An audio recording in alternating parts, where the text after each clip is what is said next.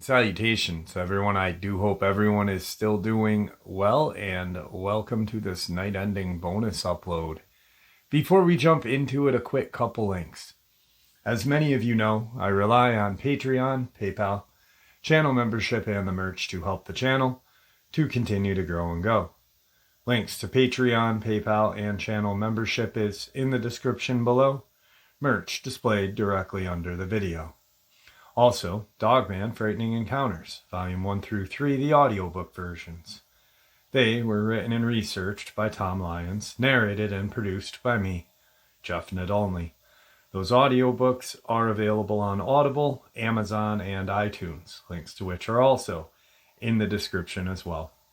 And finally, last but definitely not least, if you'd really like to help support this channel to continue to grow and go, simply subscribe. It does not cost a cent.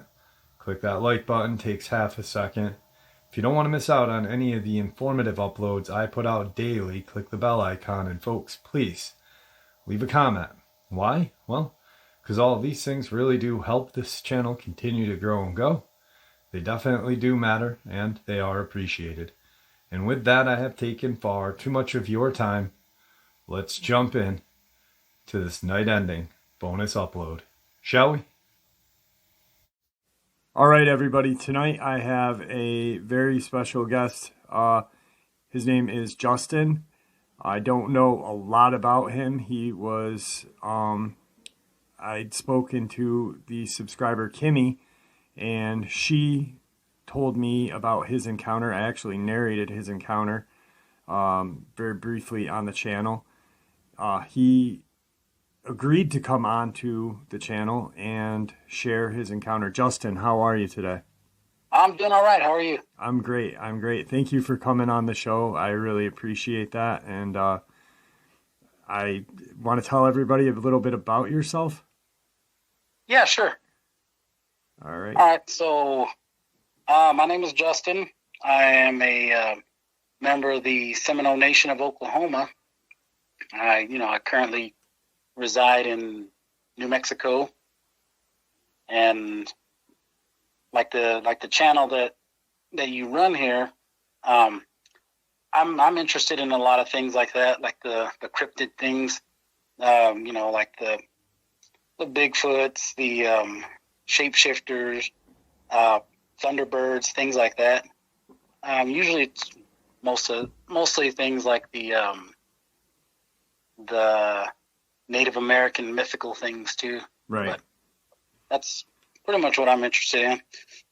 Yeah, that's pretty much what this channel is about, and I really appreciate you taking time out of your day today to, just share your encounter with us. Like I said, your partner sent me it, and I narrated it, and I'm super excited to have you on. Oh, thank you. How did that go down? Like, just right now, you've got the floor, so you share away, please. All right. Well, it's probably, I would say I was about 16, maybe. It was about 24 years ago.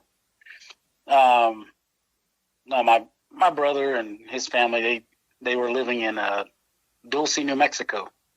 If you know anything about Dulce, they got a lot of stuff that goes on up there, and stuff inside the mountains, seeing Bigfoot, seeing all kind of crazy things. But I don't pass those off as being crazy. Right. But anyway, to get up that way, you got to go through this wildlife refuge.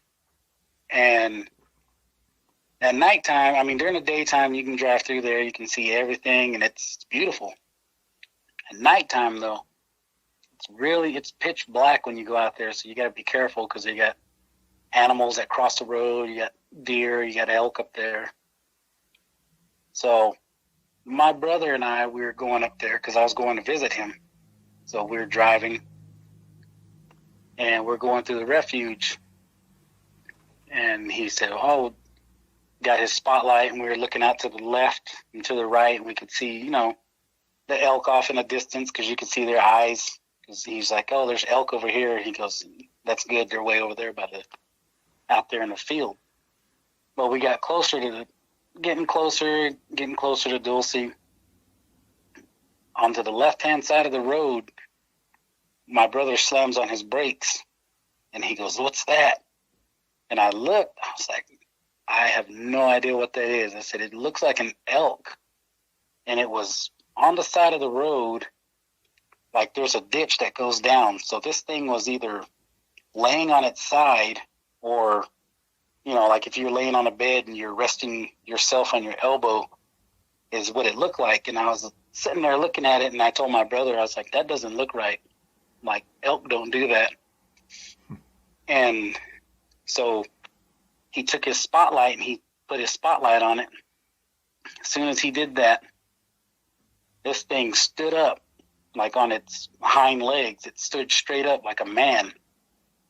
And this thing was, I don't know, it had to be about anywhere between 7 and 9 feet tall. Wow. From the rack that it had, the antlers, the rack that it had, it was huge. So this thing stood up and it just stared at us. And during that time, my brother, he didn't know what to do. And so rather than just, stick around to find out what this thing was going to do, we took off. And as we were driving by this thing, it just stood there and it stared at us while we were driving by. Like, totally just looked like an elk, but it was standing up on its hind legs like a man. And its front legs weren't if you see an elk stand up and they start fighting with another male. Right.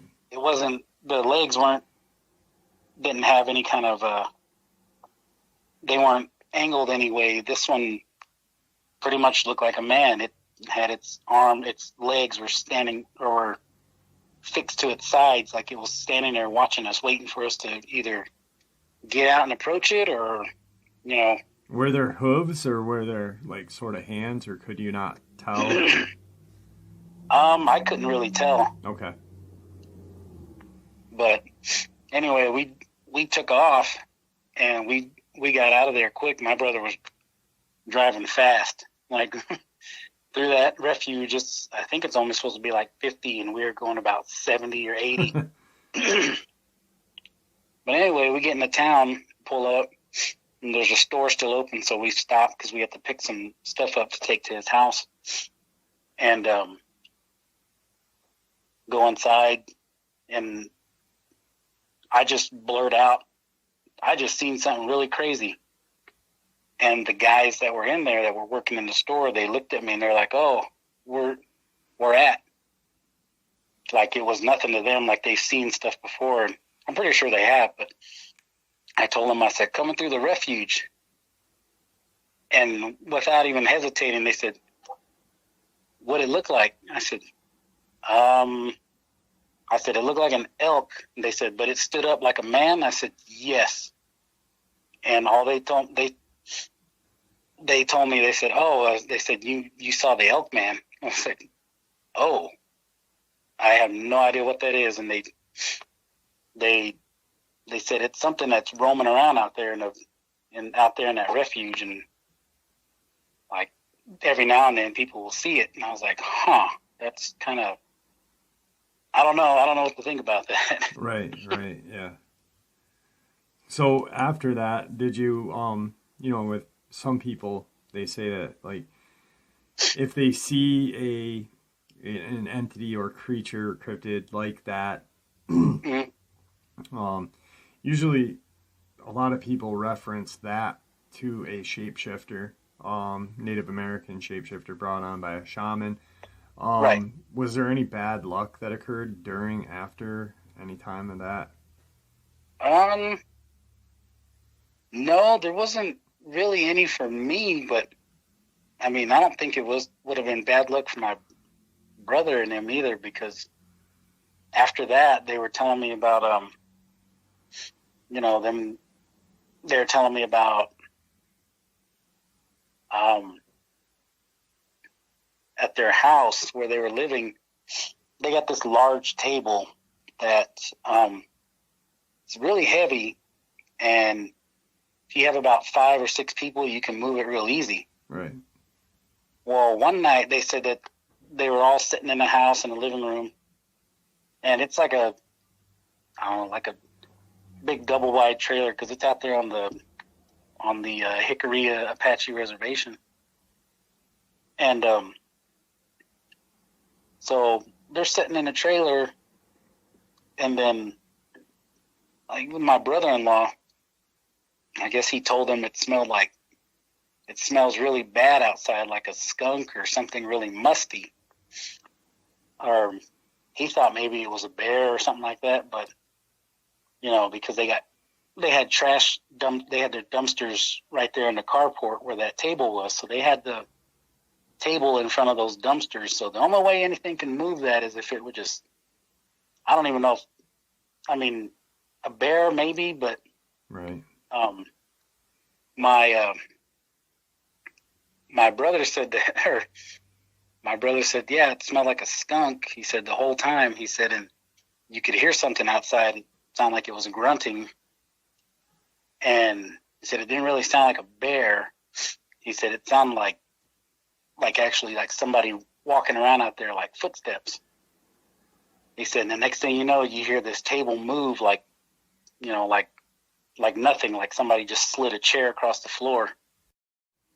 And it walks off. But during this time, my brother and them, they had a dog outside. That the dog was mean. Like the dog wouldn't let nobody in the front yard. So for that dog to not bark at whatever was out there is kind of weird to me. Right. Yeah.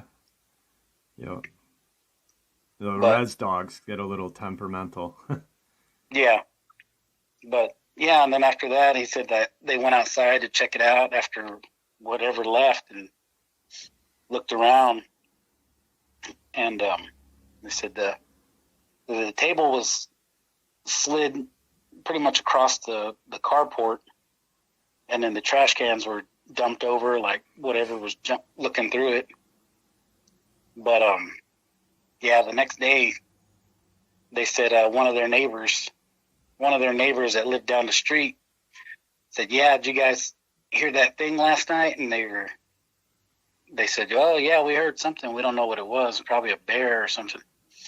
And they said their neighbor said, nah, it was the Bigfoot that lives in the mountains. And, I've never seen one before, but I'm pretty sure there are there. Right. There's some there, but yeah, that's pretty much the only thing that happened after that. Okay. After me and him seeing that elk creature thing. Right. Now, when you going back real quick, I don't know why I forgot, but when you guys were coming up and you guys spotted the initial elk on the other side, you saw the eye shine. Was there a different eye shine of the elk man, or was it almost similar to what you were seeing on the regular elk? Oh no, it was a little bit different. Like the eye color of this thing was, it was kind of yellowish. So it wasn't like a yellow greenish color. It wasn't like how if you'd see like an eye shine of like the elk is kind of like a whitish, or I guess it'd be whitish like. Right, like a deer almost. Mm-hmm. Okay. But this one was kind of like a greenish yellow color.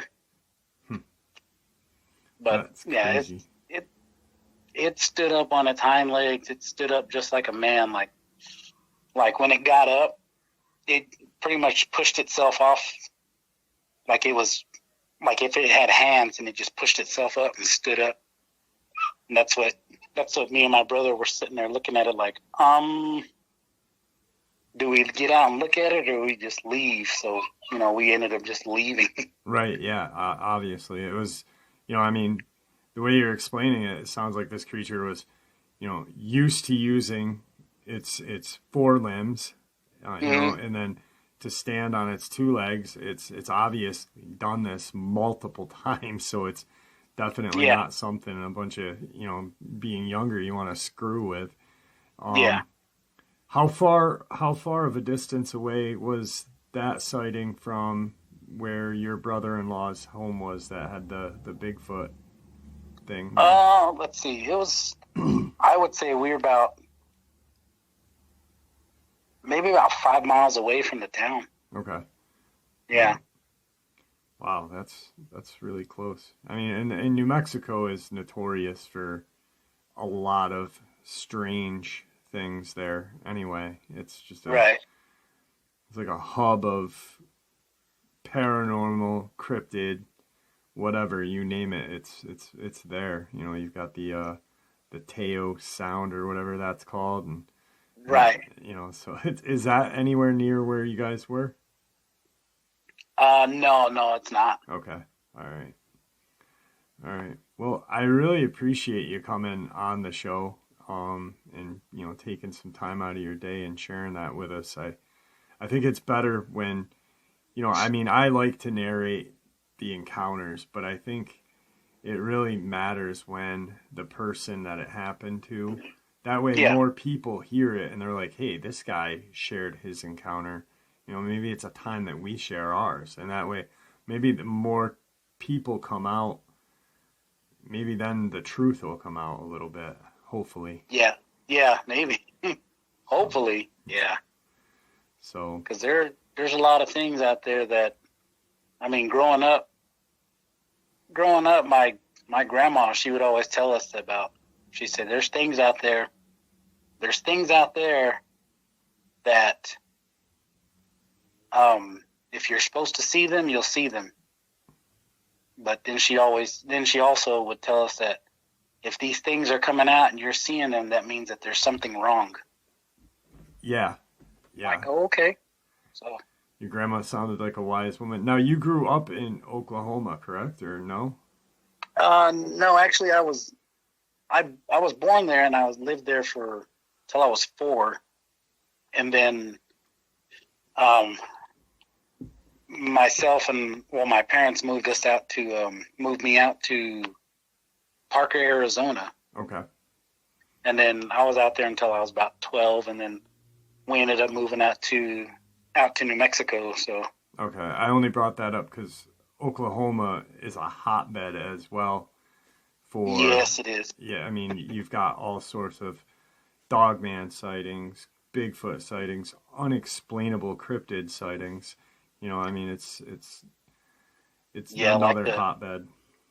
like a shapeshifter legend that we have in the Seminole. We have Yeah, could you share that with us, please? That'd be awesome.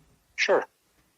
Yeah, the shapeshifter legend that we have is, I mean, we have a few of them, but one of them that's like one that nobody really wants to mess around with is they're called Stiginis.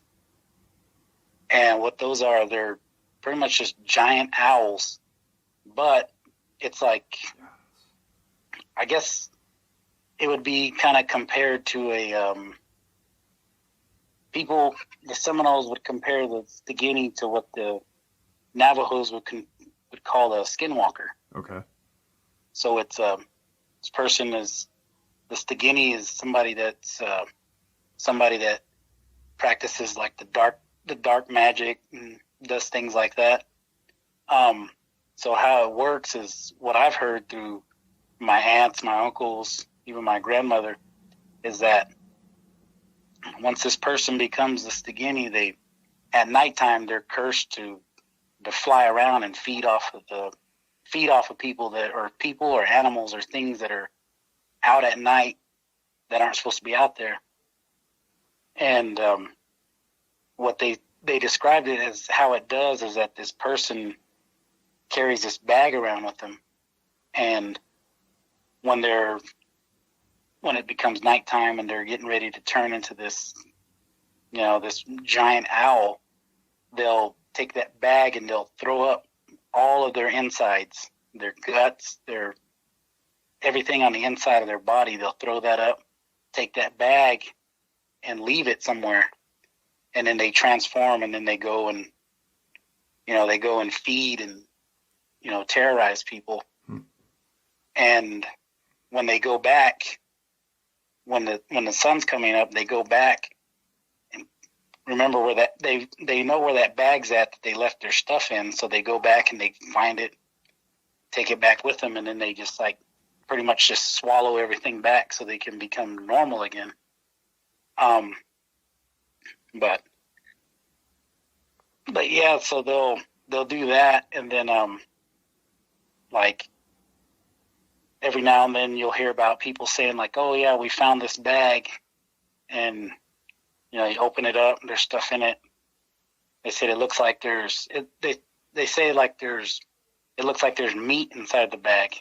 So what they'll do is they'll take it, burn it, and then maybe like a few days later you hear about somebody that passed away or they died or something, and you start thinking about, oh, that bag that they burned, was it that person, or did that person die of natural causes or something? But it's one of those things that I grew up hearing about from like the myths and legends of my tribe. Right. But it's I mean, there's a lot of other tribes out there in Oklahoma that, I mean, they might have similar things to that, but they still refer to it as a Stigini. Stigini. Because, okay. Yeah. And it's like something that they don't, I mean, they probably have another word for it, but I mean, they reference it. They call it a Stigini. That's interesting. That's very, ironically enough, I vaguely recall around the first year of starting this channel, I was doing encounters by state. And I remember talking to somebody, or not talking to somebody, but hearing about some sort of giant owl-like creature. Yeah. And it's actually, I'm going to try to find the video later tonight just to see and hear about that, because I remember vividly right now, as you said that, I was like, wow, I vaguely remember hearing about it or reading it and talking about it, 2 years ago, which is, it's amazing, and there's so much lore that every Native American tribe has, I mean, it's not just like the ones that we know of, the like the Iroquois or the Navajo or the Seminole. There's smaller tribes that nobody really like knows of, like the Onondaga of New York. I mean, that's a small offshoot of, the Six Nations up here. And they have their own lore. It's crazy that, and they all have very similar entities used to protect them, or to they're all useful or vengeful spirits. Like the Skinwalker was used by Navajo when they would war with the Ute. And, it's now this Skinwalker is referred to, it's everywhere in America. It's anytime there's a shapeshifter story, I saw a Skinwalker, and it drives me absolutely insane.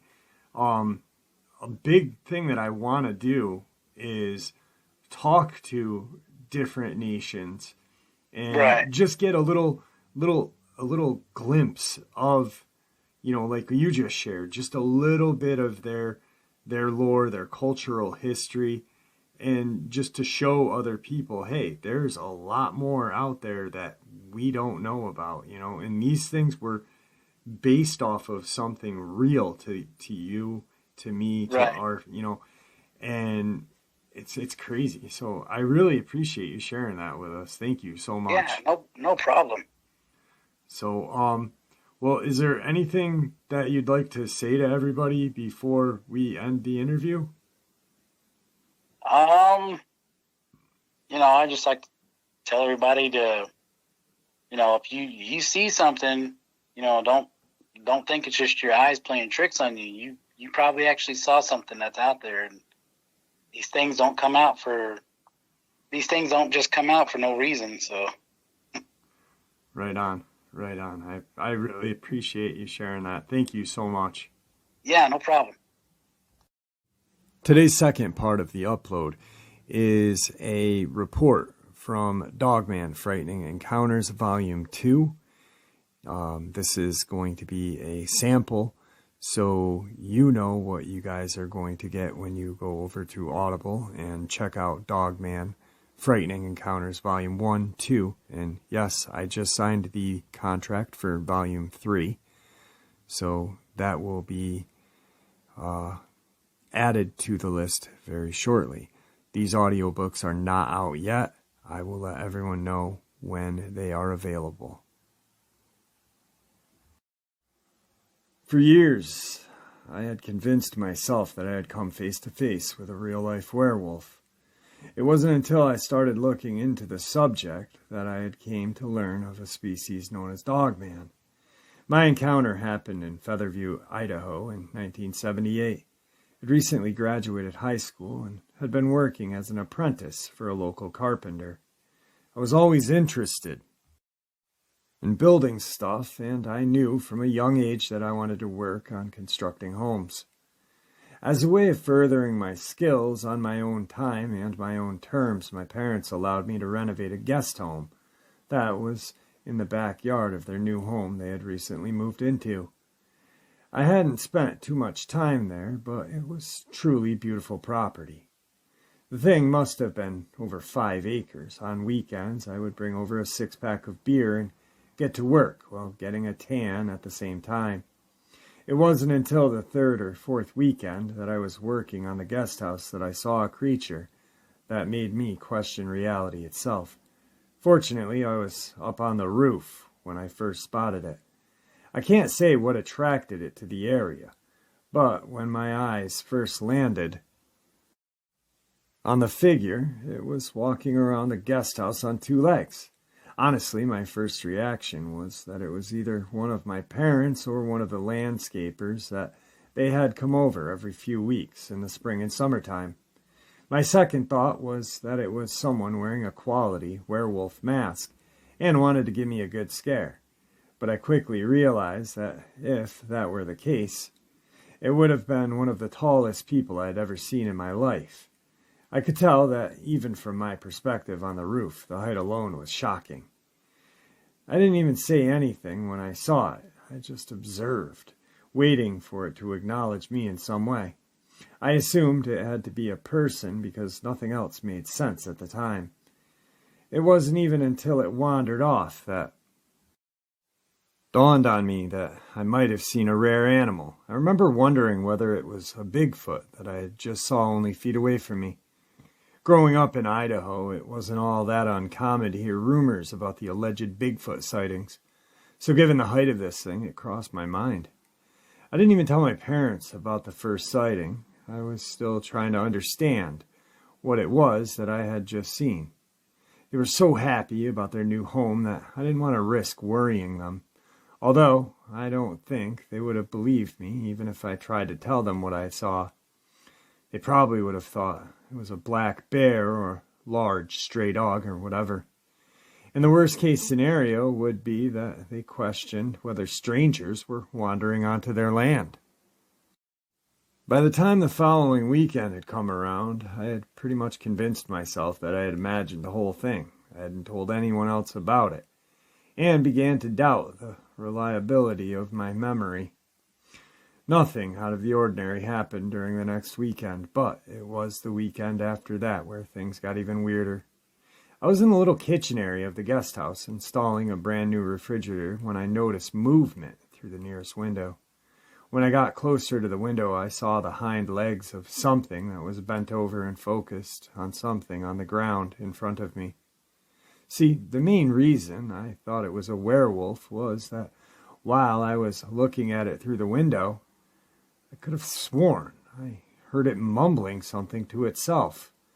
Not anything in English or any language I had heard, but it seemed clear that there was form to it. I should mention that was the only time I thought I heard the thing speak.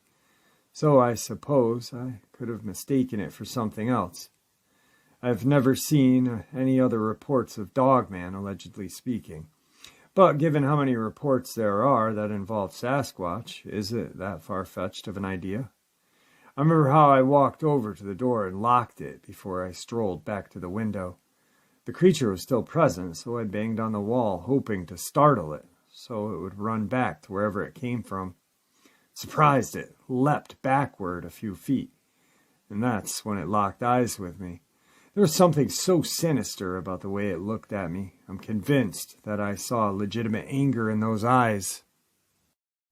I got so freaked out when it locked eyes with me that I walked into the bedroom, closed the curtains, and waited there for I don't know how long. I wanted to call my parents to warn them not to walk over to the guest house, but the telephone line hadn't been set up yet. I kind of just stood there, trying to gather my thoughts while listening for any sign that the creature might still be near. I can't say why I had such a worse feeling compared to the first time I saw the creature, but I guess it had something to do with looking into its eyes.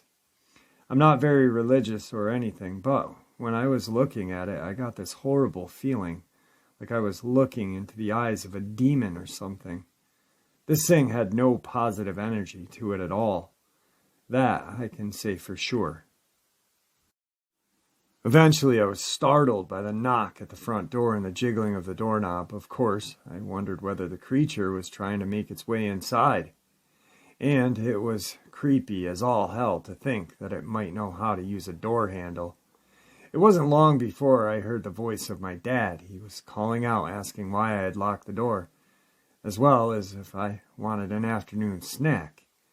Worried that he could be out there with the creature, I rushed over to the door, pulling him inside, and once again locked the door behind me. My dad looked so disturbed, and the first thing he asked was whether I was on dope. He said I looked all sweaty, like I had been up all night, partying or something. After I assured him that I was not the case, I told him about the creature outside. When he revealed to me that he had also seen something that he could not identify, he said he saw it climb into a tree, and it was the noise that directed his attention to something that he thought was a hairy human heading into the tops of the pine trees. Of course, he said it in a way that insinuated that he was mistaken. To him, his eyes had been playing tricks on him, and he thought it had been an oversized bobcat or something like that. Whatever he thought it was, he wasn't the least bit concerned by it. I thought he was taking it way too lightly. My dad was a strong, confident guy, but I was worried that this was a circumstance where his confidence might get him and my mom injured, if not killed. When I saw that Dogman looking at me, there was no question that it could tear all three of us limb from limb. At the time, I couldn't believe that these things were walking around in people's backyards, yet nobody's warned about them. The thought of that angered me. As crazy as it sounds, I yearned for a productive way to warn the whole country of what lurks out there. I wanted to explain to people that they should never allow their kids to roam around in or near the woods without close supervision. And even then, it's still incredibly risky. My dad eventually convinced me that the coast was clear, so I walked with him back to the main house. That short stroll felt so much longer than it was. I kept thinking that the Dogman was going to charge out of the woods at any given moment. When we made it inside, my mom quickly asked what was wrong. My dad jumped in, explained to her that I must have glimpsed that oversized bobcat and had mistaken it for something else. His tone implied that he didn't want me worrying her. I couldn't blame him for that, yet I also felt a nagging responsibility to be honest, so that she'd keep an eye peeled when walking around the property. Because of the timing, it felt like such a predicament. Obviously, I didn't want my parents to regret purchasing the property, but I also didn't want them getting mauled by that freakish-looking creature. Ultimately deciding that it was best to remain composed and show minimal signs of fear, I did all I could do to proceed as normal with the renovation. I was pleasantly surprised that my desire to complete the project ended up overpowering my fear. The weeks carried on normally, and I'd begun to wonder if the creature had maybe migrated to another area. Enough time had passed that even I began to question whether I had experienced delusions, and that just maybe my dad was correct to say that my perception wasn't accurate. Fortunately, I had finished the renovation without complication, and I was delighted by how much it seemed to satisfy my parents. They looked forward to providing future guests with a charming and comfortable place to sleep. Soon my speculation about the strange creature would settle. It was the weekend when I was over at my parents' house for an early evening barbecue. One of their neighbors, Carol, was also over. Mom and Dad learned that she had recently lost her husband. They were trying to show her support and distract her from her sorrow. I distinctly remember Carol saying, "What is that?" while she stared out the window. The tone of her voice made it obvious that something bizarre had caught her attention. When I turned my attention out the window, that was when all suspicion that I might have been imagining the animal was squashed. There it was, pacing back and forth on 2 feet, sniffing the air. Right away I could tell that it had been drawn to the smell of the food that was grilling outside. Luckily, it had been one of those rainy days, causing us to socialize inside whenever the cooking meat didn't need attention. All 4 of us were inside when the Dogman appeared. When it proceeded toward the location of the grill, I was shocked when my dad began heading towards the door to shoo it off. I had to stand in front of the door and convince him to sit down. He was worried the meat was going to burn if someone didn't remove it from the grill. That was the least of my worries at the time. All I could think about was that Dogman was going to attempt to make its way inside after realizing that the grill was too hot to remove the food. Of course, that was when I assumed that the creature's intelligence was akin to that of an average wolf. It sent chills up my spine as the 4 of us stared through the window and watched the creature use one of its large hands to grip the handle and open the grill. Its body language conveyed that it had previously dealt with that kind of contraption on several occasions. Furthermore, it didn't even attempt to remove the meat with its hands, even though the tongs were resting on the plate beside the grill. It walked over, grabbed a stick from the nearby ground, and used it to nudge the meat off the flames. After most of the meat fell onto the concrete, the creature got down onto both knees and consumed it like a savage. It was at that moment that I felt like I was watching a homeless man with a dog's head eat the first meal of the month. My brain had so much trouble deciding whether I was looking at something that was more man or more animal. As I looked into my dad's eyes, I could tell that he was ready to forfeit any beliefs that we were dealing with something even remotely normal. In fact, he even apologized to me for implying that I was overreacting. As we continued to watch the animal feed, Carol brought up how she had heard the oddest of noises outside her bedroom window plenty of times.